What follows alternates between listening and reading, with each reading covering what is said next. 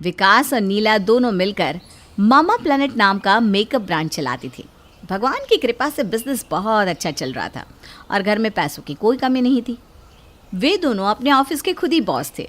घर में भी काम के लिए बर्तन, झाड़ू, पोछा, कपड़े, खाना, हर काम के लिए अलग अलग बाई लगी हुई थी। इतनी सब सुख सुविधा और ऐश की जिंदगी होने के बाद भी नीला कभी समय पर ऑफिस नहीं पहुंच पाती थी। नीला और विकास दोनों को ही अपना आराम पसंद जीवन इस हद तक रास आ चुका था कि अब वे अपने जीवन में ज़रा सा भी परिवर्तन लाने के बारे में सोच भी नहीं सकते थे। एक दिन सास उर्मिला का फ़ोन बेटे विकास के पास आता है। बेटा 10 साल हो गए तेरी शादी को, अभी तक तुम दोनों ने कोई खुशखबरी नहीं सुनाई। अरे बेटा, इस जन्म में दादी बनने का सुख मिलेगा या यूं ही आस लगाए मैं परलोक सिधार जाऊंगी। क्या माँ न दुआ न सलाम, बेटे का हाल चाल तक नहीं पूछा, बस हर समय बच्चा बच्चा बच्चा। मैं तुमसे कहा तो है मैंने कि अभी हम बच्चे के लिए मेंटली प्रिपेयर्ड नहीं है। अरे बेटा, 40 की हो गई है तेरी बीवी। घर और बाहर के काम के लिए आधा दर्जन नौकर तुम दोनों के पीछे दौड़ लगाते हैं। एक काम तुम हाथ से करते नहीं है। और बात सुनो लाड साहब की कि ये प्रिपेयर नहीं है। क्या भाई, अब कौन से कौओं के चिट्टे होने का इंतजार है तुम दोनों को? अब क्या 60 साल में बच्चा करोगे? उर्मिला आज तो कुछ भी सुनने की मूड में नहीं थी। बेटे विकास को खरी खरी सुनाकर उसने फ़ोन काट दिया। माँ को कैसे समझाऊँ कि उनकी बहू सचकर ऑफिस पहुँचने में ही थक जाती है। बच्चे पालने उसके बस की बात ही नहीं है। जब भी नीला से बच्चे के बारे में बात करता हूँ वो उखड़ जाती है और फिर अगले 10 दिनों तक घर में घमासान मचता रहता है। मैं तो माँ और बीवी के बीच में पीस कर रह गया हूँ। समझ में नहीं आता करूँ तो क्या करूँ। खैर, माँ की बात भी गलत नहीं है। मेरे दोस्तों के बच्चे हाई स्कूल में पहुँच गए और नीला है कि जिम्मेदारी के नाम से भागती जा रही है। विकास ने सोचा कि शाम को वो पत्नी नीला से एक बार फिर बात करेगा। शाम के समय विकास ऑफिस से घर आने के बाद नीला से बच्चे के बारे में बात करता है। पहले तो नीला हमेशा की तरह नाराज़ हो जाती है, लेकिन फिर विकास के काफ़ी समझाने के बाद आखिर में वो मान जाती है। कुछ दिन बाद, विकास तुम सोच भी नहीं सकते, आज मैं तुम्हें इतनी बड़ी खुशखबरी सुनाने वाली हूँ। तुम पापा बनने वाले हो। नीला की बात सुनकर विकास की जान में जान आ गई थी। अब तो विकास नीला का पहले से भी ज़्यादा ख्याल रखने लगा था। प्रेगनेंसी के 3 महीने बीते तो नीला घर में रहकर ही आराम करने लगी। धीरे धीरे समय बीता और नीला एक सुंदर सी बेटी की माँ बन गई। नीला और विकास बच्चे को पाकर बहुत खुश थे, लेकिन उन दोनों को कहाँ पता था कि बहुत कठिन डगर है पनघट की। अगले 3 दिन में ही दोनों को तारे नजर आ गए थे। विकास, मैं पागल हो जाऊंगी। बेबी हर समय रोती रहती, इसकी वजह से मैं 3 दिन से सो नहीं पाई। इसका डायपर बदलते बदलते मैं तंग आ चुकी हूँ। मैंने तुमसे कहा था मुझसे ये सब नहीं हो पाएगा, लेकिन तुम्हें और तुम्हारी माँ को तो हर समय बच्चे की रट लगी हुई थी। नीला, ये तो सभी को करना पड़ता है, इसमें हम कर भी क्या सकते हैं। बेबी तो हर 2 घंटे में दूध पीते ही है ना। अच्छा ठीक है, हम दोनों जिम्मेदारी आधी आधी बांट कर बेबी के साथ जागेंगे। अब तो खुश हो? आधी रात तक तुम जाग जाना, आधी रात मैं जाकर बेबी संभाल लूँगा। विकास ने नीला को बच्चे की जिम्मेदारी बांटने का वादा तो कर दिया था, लेकिन आशो आराम की आदत होने के कारण रात में बार बार जागकर बच्चे को सुलाना, दूध पिलाना, उसके नैपिस बदलना उसे बहुत मुश्किल लग रहा था। विकास, ऐसा है कि बच्चे के लिए कल ही कोई आया लेकर आओ। मुझसे ना ये सब अब नहीं होगा। नीला, मुझे तो बच्चे के मामले में आयाओं पर बिल्कुल ट्रस्ट नहीं है। कहते हैं नशे की दवा पिलाकर बच्चों को सुला देती है। ना बाबा, ना आया नहीं। देखो विकास, गांव से अपनी माँ को ही बुलवा लो। उन्हें तो बच्चे पालने का इतना एक्सपीरियंस है। वही तो दिन रात बच्चा बच्चा कहकर उकसाती थी ना। तो अब ऐसा करो, सेवा कराने के लिए भी तुम उन्हें ही बुलवा लो। देख रहे हो मेरा फेस कैसे मुरझा गया है नींद की वजह से।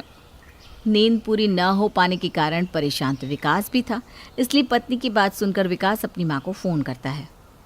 माँ, अब तो आपकी पोती आ गई है, अब आप गांव में क्या कर रही हो? ऐसा करो, अपना सामान बांध लो, मैं ड्राइवर के साथ गाड़ी भिजवा रहा हूँ, आप उसके साथ यहाँ चली आना। अरे तूने तो मेरे मुंह की बात छीन ली बेटा। मेरा तो कब से जी कर रहा था कि मैं अपनी पोती के पास शहर आ जाऊं, लेकिन मैं अकेले सफ़र नहीं कर पाती ना, इसलिए चुप लगा कर बैठी हुई थी। ये तूने बड़ा अच्छा काम किया बेटा। मैं सामान बांध लेती हूँ, ठीक है?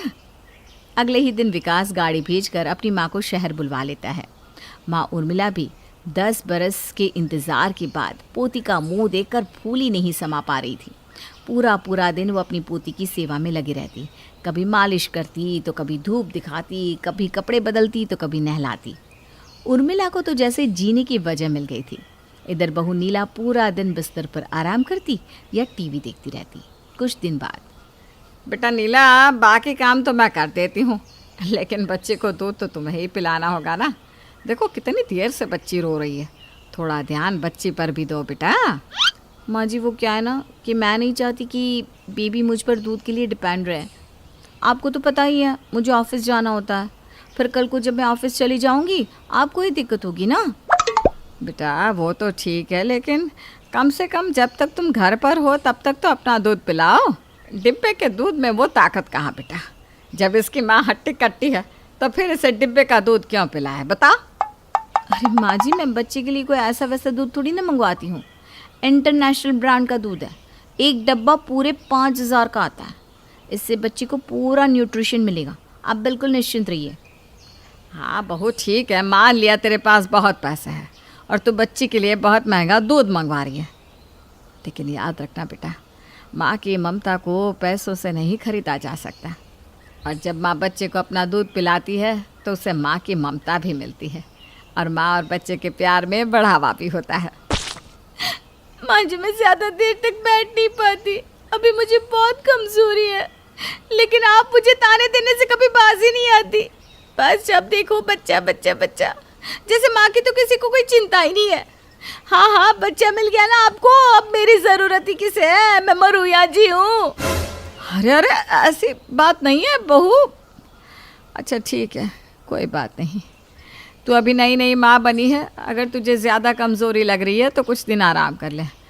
मैं बच्चे को डिब्बे का दूध ही दे दूँगी, बस तू रो मत बेटा। बहू नीला का नाटक सफल हो गया था और उस दिन के बाद से सास उर्मिला ने बहू से कुछ भी कहना बंद कर दिया था। धीरे धीरे समय बीतने लगता है और देखते ही देखते 6 महीने का समय बीत जाता है। नीला न बच्ची को दूध पिलाती न उसके किसी भी काम में मन लगाती। बाकी के कामों के लिए तो घर में नौकर थे ही, सो वो बिल्कुल बेफिक्र की ज़िंदगी जी रही थी।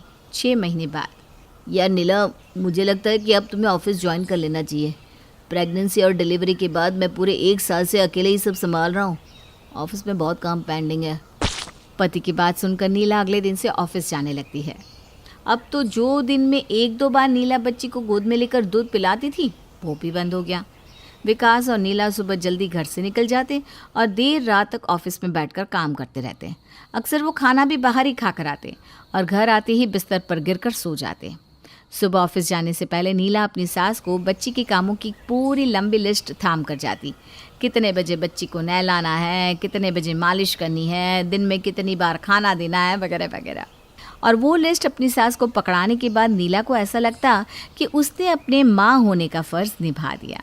जबकि नीला के सुबह 8 बजे घर छोड़ने के बाद पूरा दिन सास उर्मिला बच्ची के साथ चक्कर घिनी बनी घूमती रहती।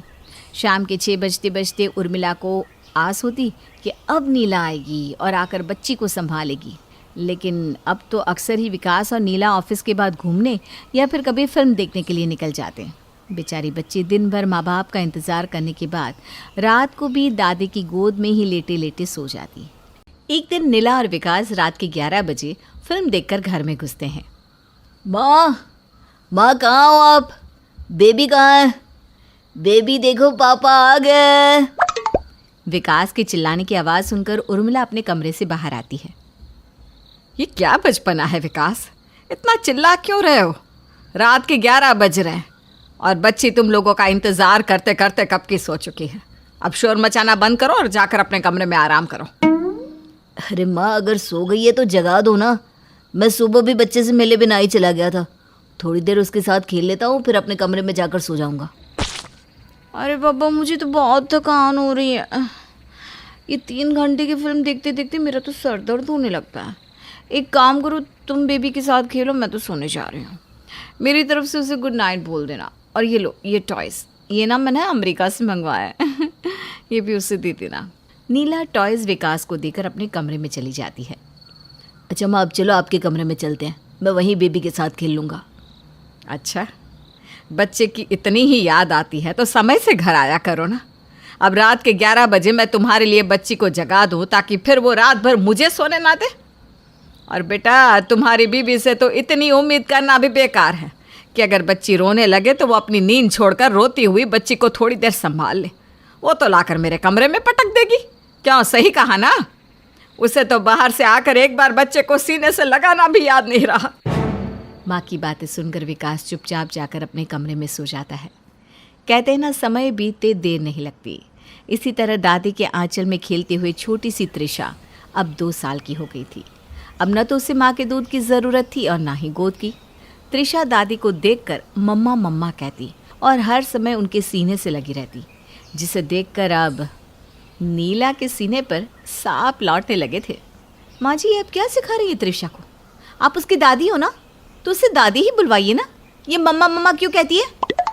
अरे बेटा, मैं तो तुझे दिखाकर ही मम्मा कहती हूँ, लेकिन वो तुझे नीला कहती है और मुझे अपनी मम्मा।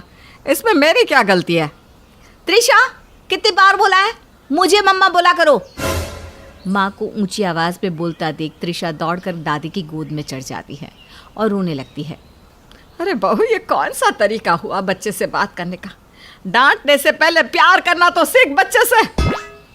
सास की बात सुनकर अब तो नीला के तन बदन में आग लग गई थी। त्रिशा को रोता देख दादी उसे गोद में लेकर घर से बाहर निकल जाती है। कुछ देर बाद नीला का गुस्सा ठंडा होता है तो वो त्रिशा को देखने घर से बाहर आती है। नीला देखती है कि त्रिशा पार्क में दादी के साथ झूला झूल रही है। त्रिशा बेबी, आ जाओ, आज हम पापा के साथ घूमने चलेंगे। ओके, चलो रेडी हो जाते हैं बेटा। नहीं, मुझे मम्मा के पास रहना है। तभी पार्क में खड़ी औरत कहती है, उर्मिला जी, कोई मेहमान आए हुए क्या आपके यहाँ? कौन है ये? अरे नहीं नहीं, ये तो बहू है मेरी, त्रिशा की माँ। ओह, हमें तो आज तक यही लगता था कि आप ही त्रिशा की मम्मा हो। सास और पड़ोसन की बातचीत सुनकर तो नीला के गुस्से की आग में और घी पड़ गया। अरे ये सब क्या हो रहा है? माँ जी तो त्रिशा की माँ बनी घूम रही है और त्रिशा भी जब देखो मम्मा मम्मा करती रहती है। अब तो मुझे ऐसा लगने लगा है कि मैं उसकी आया हूँ और माँ जी ही उसकी माँ। खैर, पड़ोसन की बात का जवाब दिए बगैर नीला गुस्से में पैर पटकती हुई घर के अंदर आ जाती है। कुछ दिन बाद, माँ जी 10 दिनों में बेबी का 2nd बर्थडे आ रहा है। हम सोच रहे हैं कि उस दिन एक बड़ी सी पार्टी कर लेते हैं। हाँ, दुनिया को दिखाना भी तो है कि तुम दोनों बेटी से कितना प्यार करते हो। मुझे सब याद है।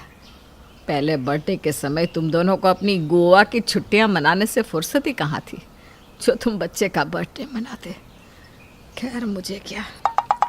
बर्थडे पार्टी में विकास त्रिशा को गोद में लेकर केक कटवाने लगता है। तभी त्रिशा जोर जोर से रोने लगती है। छोड़ो मुझे मम्मा के पास जाना है, छोड़ो। बच्ची के मुंह से ऐसी बात सुनकर नीला उसके पास आ जाती है। अच्छा ठीक है, आओ मम्मा की गोदी में आ जाओ। नहीं, तुम नीला हो, मुझे अपनी मम्मा चाहिए। नीला समझ गई थी कि वो अपनी दादी को वहाँ पर बुलाना चाह रही है। वो क्या है ना, अभी दादी बोलना सीखी नहीं है ना, इसलिए दादी को ही माँ कहती है। अच्छा, रो मत बेटा, अभी बुलाते हैं दादी को। दादी उर्मिला को देखकर त्रिशा खुश होकर उनके पास चली जाती है और उनकी गोद में ही केक काटती है। आज तो नीला को बहुत ही छोटा महसूस हो रहा था। उसकी अपनी बेटी ने इतने मेहमानों के सामने उसे माँ मानने से इनकार कर दिया था। वो मन ही मन अपनी सास उर्मिला को इन सब बातों के लिए जिम्मेदार मान रही थी। देख रहे हो विकास, तुम्हारी मम्मा क्या कर रही है?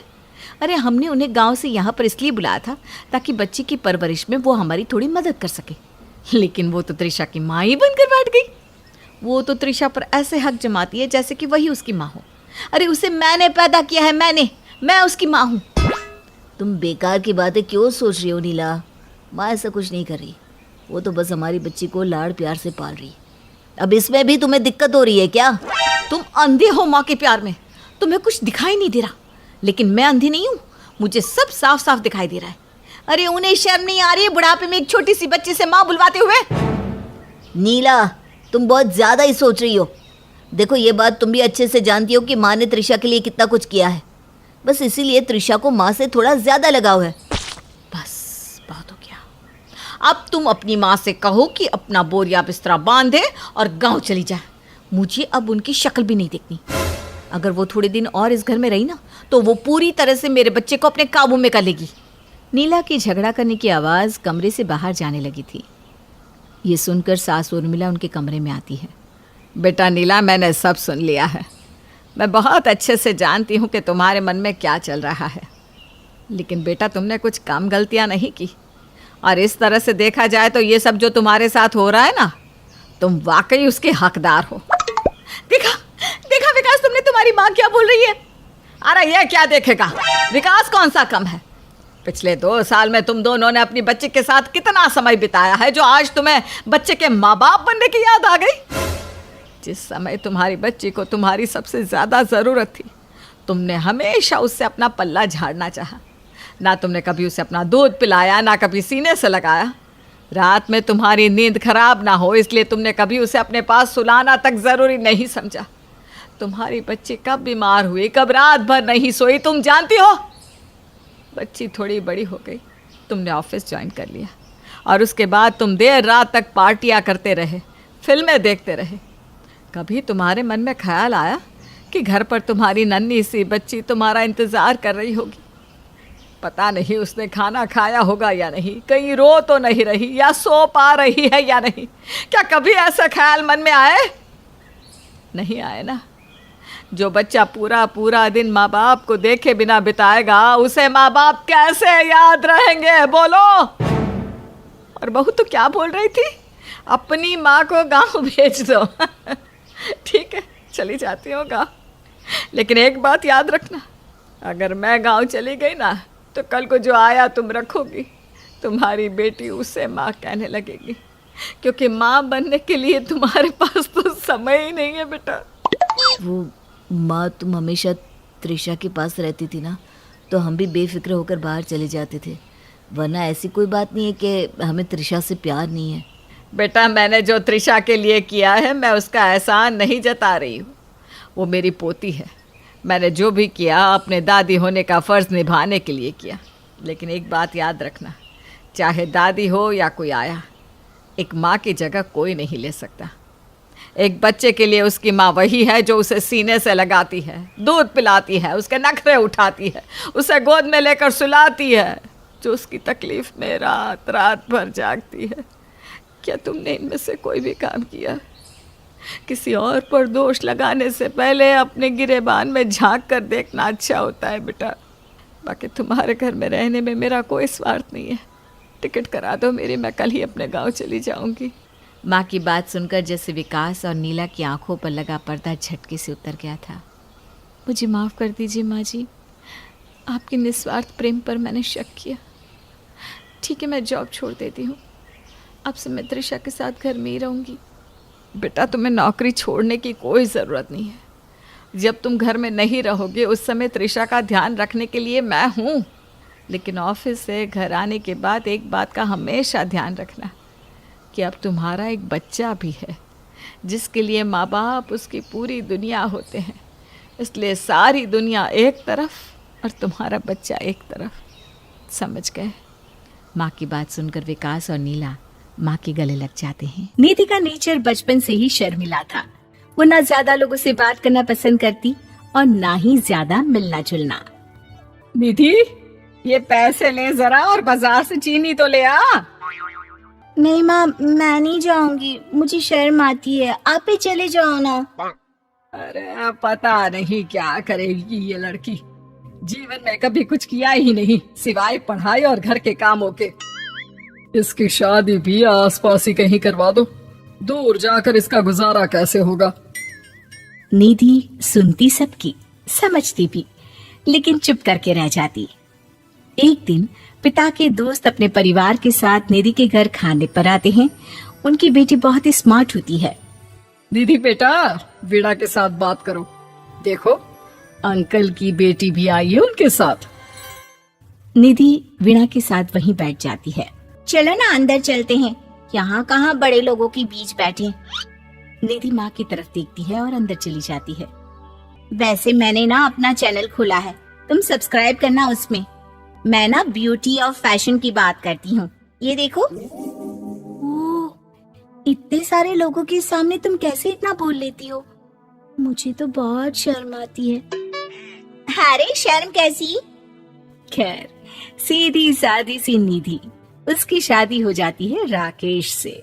राकेश एक स्मार्ट लड़का था, उसे घूमना फिरना पसंद था, लेकिन निधि का शर्मिला व्यवहार वो समझ जाता है।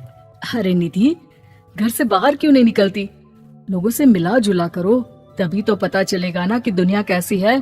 क्या करना है पता करके? शादी से पहले पापा और अब आप। ठीक है ना, मुझे ज्यादा दुनियादारी में नहीं पड़ना। निधि की जिंदगी ठीक ठाक चल रही थी। उसके 2 लड़के होते हैं, दोनों को वो पढ़ाती लिखाती, उनका ख्याल रखती। निधि, 25 साल हो गए शादी को, दोनों बच्चे सेटल हैं। हम लोगों ने शहर में 2 मकान भी ले लिए। दोनों की शादी खुद का पता ही नहीं चला कैसे उड़ गया। हाँ, ये तो है। मैं खुश हूँ। जिम्मेदारियां आती रही, मैं निभाती रही, और क्या चाहिए। देखो, मैंने सोचा है कि अब हम लोग अमेरिका जाकर रहेंगे। यहाँ की जिंदगी तो जी ली, वैसे मुझे वहाँ बहुत अच्छी नौकरी मिल रही है। मैं कैसे चलूंगी? मुझे वहाँ का कुछ नहीं पता। अब तो जानते हैं ना कि मैं घर से बाहर ही कम निकलती हूँ। अरे तो क्या हुआ, वहाँ भी घर में ही रहना है ना, मैं हूँ ना, नौकरी करूंगा। निधि मान जाती है और पति के साथ अमेरिका चली जाती है। माँ, तुम्हारी बहू को बच्चा होने वाला है, तो क्या तुम 2 महीने के लिए यहाँ आ सकती हो? मुझे तुम्हारी बहुत जरूरत है, मैं टिकट भेज देता हूँ। हाँ हाँ, ये तो बहुत खुशी की बात है। मेरा भी मन सबसे मिलने का कर रहा था, पर क्या माँ पर? अब मैं आऊंगी कैसे? पापा से बात करती हूँ। देखो माँ, प्लीज बहाना मत बनाना, तुम जानती हो ना इस वक्त में मैं किसी पर भरोसा नहीं कर सकता हूँ। निधि पति को सारी बात बताती है। क्या आप भी चलेंगे? निधि, आने जाने में बड़ा खर्च हो जाएगा, ऊपर से मुझे यहाँ छुट्टी नहीं मिलेगी। बहू पर वक्त ऐसा है कि तुमको तो जाना ही पड़ेगा। मैं अकेले दुकान तक तो नहीं जा पाती, इतनी दूर भारत कैसे जाऊंगी? मुझसे नहीं होगा। लेकिन सबके कहने पर निधि को जाना ही पड़ता है। एयरपोर्ट में घबराई निधि एक मुसाफिर से कहती है, मैं ना भारत जा रही हूँ, दिल्ली जाने वाली फ्लाइट। सब मिलकर निधि की मदद करते हैं और फाइनली निधि भारत पहुंच जाती है, जहां बेटा उन्हें घर ले आता है। वाह माँ जी, यहाँ तो मैं भोपाल तक नहीं जा पाती, आप अमेरिका से आ गई। भाई, चालाकी तो औरतों में होनी ही चाहिए, यहाँ हम बुद्धू के बुद्धू रह गए। निधि इतनी दूर और लंबा सफर करके थक जाती है, वो चुपचाप बैठ जाती है। बैठना नहीं है माँ जी, बच्चा पकड़ना है, ये लीजिए। और हाँ, घर का काम तो मैं करूंगी नहीं, जानती है ना शरीर कच्चा सा है, तो मुन्ने को सुलाकर कुछ बना लीजिएगा। निधि को बहू का व्यवहार बहुत बुरा लगता है। जैसी भी थी, पिता और पति की हमेशा लाडली रही थी निधि। निधि बेटे की तरफ देखती है। माँ, वो काम वाली कोई मिल नहीं रही है ना, मैं देखने की कोशिश तो कर रहा हूँ, जैसे ही मिल जाएगी वो संभाल लेगी सारा काम। अरे कैसी बात कर रहे हो? जब पहले मैंने कहा था कि अमेरिका से इनके टिकट में जो पैसा खर्च कर रहे हो उतने में नौकरानी रख लो, तो नहीं, मेरी बात पर विश्वास नहीं था कि ना कोई मेरे बच्चे को अच्छे से नहीं संभालेगा। अब इनका भी खर्चा और नौकरानी का भी खर्चा। अरे ना जी ना, मैं नहीं संभाल सकती। निधि जैसे तैसे 2 महीने रहकर वापस अमेरिका चली जाती है, लेकिन वहां जाते ही जैसे राकेश उसे देखता है, उसके गले लग जाता है। ये क्या हालत बना रखी है निधि, कैसी लग रही हो? खाना नहीं खाती थी क्या? क्या हो गया? निधि पति से कुछ नहीं कहती, बस रोती ही चली जाती है। मैं नहीं चाहूंगी कभी भी भारत, आप मुझे हमेशा यहीं रखना अपने पास। राकेश बेटे को फोन करता है। तुम्हारी माँ की जो दुर्दशा करके तुमने भेजा है ना, मुझे पता होता तो मैं अपनी बीवी को कभी तुम्हारे पास नहीं भेजता। पापा, आप तो रीना का नेचर जानते हैं ना, वो माँ पर हावी रहती थी, अब मैं तो ऑफिस चला जाता था, वो माँ पर जुल्म करती है, और माँ भी इतनी सीधी है कि चुपचाप सहती रही। मुझे माफ कर दीजिए पिताजी। खैर, राकेश कहता भी क्या, प्यार दुलार के साथ अपनी निधि को संभालने में लग जाता है। लेकिन कहते ना, वक्त हमेशा एक सा नहीं रहता। अमेरिका में ही राकेश की मृत्यु हो जाती है और निधि अकेली रह जाती है। बड़ा बेटा कहता है, माँ भारत चलो ना, हम लोग साथ रहेंगे। निधि को जैसे ही वो सब सीन्स याद आते हैं वो परेशान हो जाती है। समझ में नहीं आता कि पति के बिना अब जीवन कैसे चलाएगी। मैंने सारा जीवन घर का काम किया, घर देखा और जिंदगी चलाई, लेकिन जिस घर में रही सबने प्यार दिया, मैं वहां नहीं जाना चाहती। तभी राकेश जिस कंपनी में काम करता था उसका मालिक निधि के घर आता है। वो भी भारतीय ही होता है। दीदी, राकेश ने आपके बारे में बताया था।